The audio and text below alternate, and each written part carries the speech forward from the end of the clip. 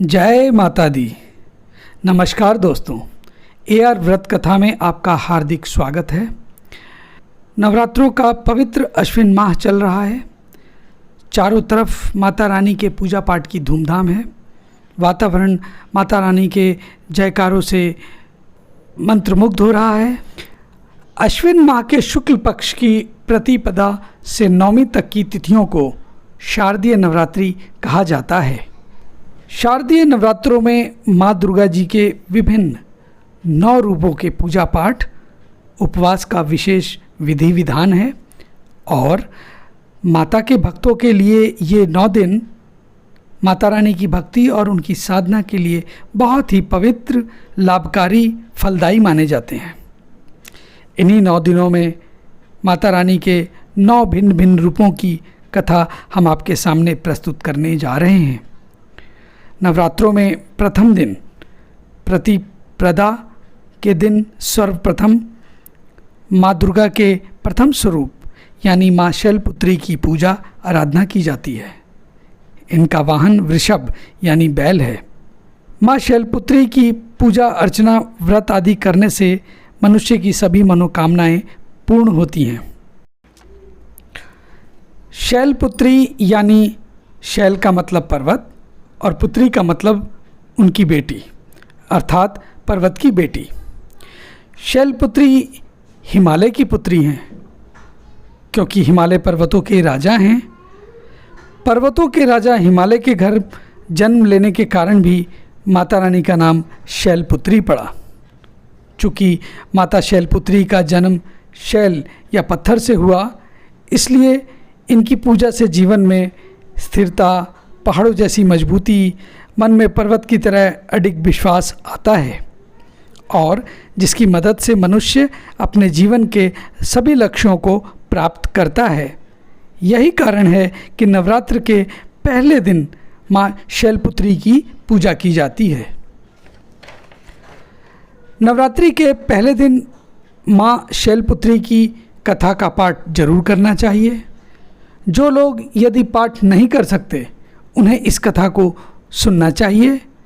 तो आइए सुनते हैं माँ शैलपुत्री से जुड़ी पौराणिक कथा क्या है। माँ शैलपुत्री की कहानी कुछ इस प्रकार से है। माँ शैलपुत्री सती के नाम से भी जानी जाती हैं। एक बार प्रजापति दक्ष ने यज्ञ करवाने का फैसला किया। इसके लिए उन्होंने सभी देवी देवताओं को निमंत्रण भेज दिया, लेकिन भगवान शिव जी को नहीं भेजा। देवी सती भली भांति जानती थी कि उनके पास निमंत्रण आएगा, लेकिन ऐसा हुआ नहीं। वो उस यज्ञ में जाने के लिए बेचैन थी, लेकिन भगवान शिव ने उन्हें मना कर दिया। उन्होंने कहा कि यज्ञ में जाने के लिए उनके पास कोई भी निमंत्रण नहीं आया है और इसलिए वहाँ जाना उचित नहीं है। सती जी नहीं मानी और बार बार यज्ञ में जाने का आग्रह करती रहीं। सती के ना मानने की वजह से शिव जी को उनकी बात माननी पड़ी और उन्होंने माँ सती को उस यज्ञ में जाने की अनुमति दे दी। सती जब अपने पिता प्रजापति दक्ष के यहाँ पहुँची तो देखती हैं कि कोई भी उनसे आदर और प्रेम के साथ बातचीत नहीं कर रहा है। सारे लोग मुंह फेरे हुए हैं और सिर्फ उनकी माता ने स्नेह से उन्हें गले लगाया। उनकी बाकी बहनें उनका उपहास उड़ा रही थी और सती के पति यानी भगवान शिव जी को भी तिरस्कार कर रही थी। स्वयं दक्ष ने भी अपमान करने का कोई मौका नहीं छोड़ा। ऐसा व्यवहार देख सती बहुत दुखी हो गई।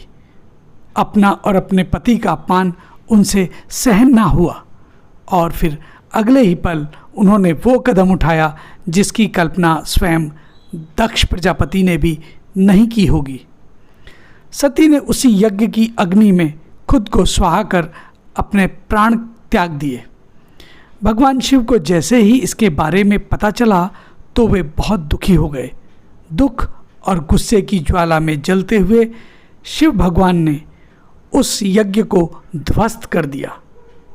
इसी सती ने फिर हिमालय के यहाँ जन्म लिया और वहाँ जन्म लेने की वजह से ही इनका नाम शैलपुत्री पड़ा।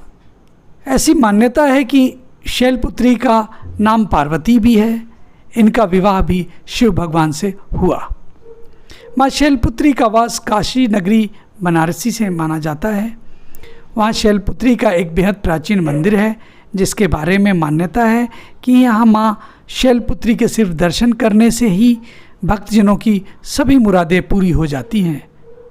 कहा तो यहाँ तक भी जाता है कि नवरात्र के पहले दिन यानी प्रतिपदा को जो भी भक्त माँ शैलपुत्री के दर्शन करता है, उसके सारे वैवाहिक जीवन के कष्ट स्वतः दूर हो जाते हैं। चूँकि माँ शैलपुत्री का वाहन वृषभ है, इसलिए उन्हें वृषारूढ़ा भी कहा जाता है।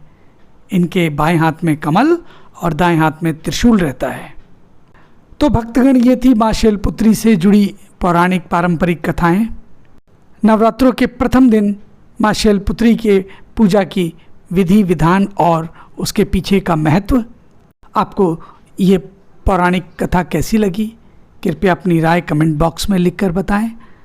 साथ ही साथ अगर आपको माँ शैलपुत्री से संबंधित ये पौराणिक कथा पसंद आई हो तो कृपया इसे लाइक करें, शेयर करें और हाँ, कृपया हमारे इस चैनल को भी एक बार सब्सक्राइब करें। धन्यवाद। जय माता दी।